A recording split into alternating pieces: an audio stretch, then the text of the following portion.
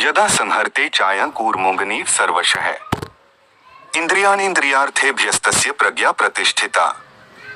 और कछुआ सब ओर से अपने अंगों को जैसे समेट लेता है, वैसे ही जब यह पुरुष इंद्रियों के विषयों से इंद्रियों को सब प्रकार से हटा लेता है, तब उसकी बुद्धि स्थिर है, ऐसा समझना चाहिए।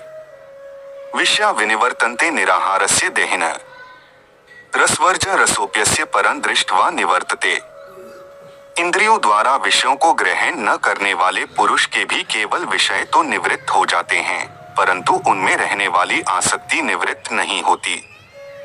इस स्थित प्रज्ञ पुरुष की तो आसक्ति भी परमात्मा का साक्षात्कार करके निवृत्त हो जाती है। यत्तो ह्यपि कौन्तेय पुरुषस्य विपश्चितः इंद्रियाणि प्रमाथीनि हरन्ति प्रसभं मनः। हे अर्जुन, आसक्ति का नाश न होने के कारण ये प्रमथन स्वभाव वाली इंद्रियां यत्न करते हुए बुद्धिमान पुरुष के मन को भी बलात् हर लेती। तानि सर्वाणि संयमय युक्त आसीत् मत्परः कि यस्येन्द्रियाणि तस्य प्रज्ञा प्रतिष्ठिता। इसलिए साधक को चाहिए कि वह उन संपूर्ण इंद्रियों को वश में करके समाहित चित्त हुआ मेरे परायण होकर ध्यान में बैठे, क्योंकि जिस पुरुष की इंद्रियां वश में होती हैं, उसी की बुद्धि स्थिर हो जाती है।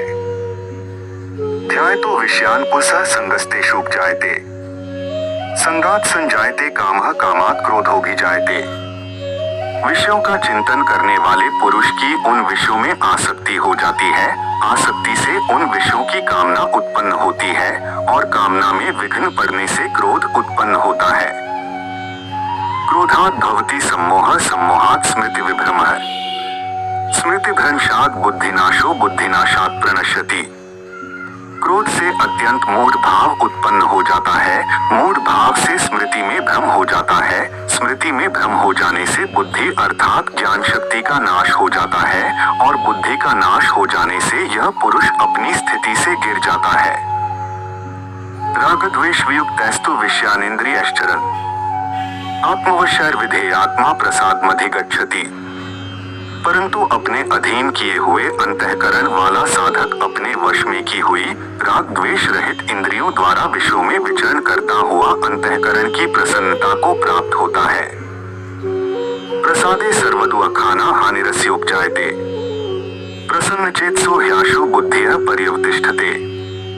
अंतःकरण की प्रसन्नता होने पर इसके संपूर्ण दुखों का अभाव हो जाता है और उस प्रसन्न चित्त वाले कर्मयोगी की बुद्धि शीघ्र ही सब ओर से हटकर एक परमात्मा में ही भली भांति स्थिर हो जाती है।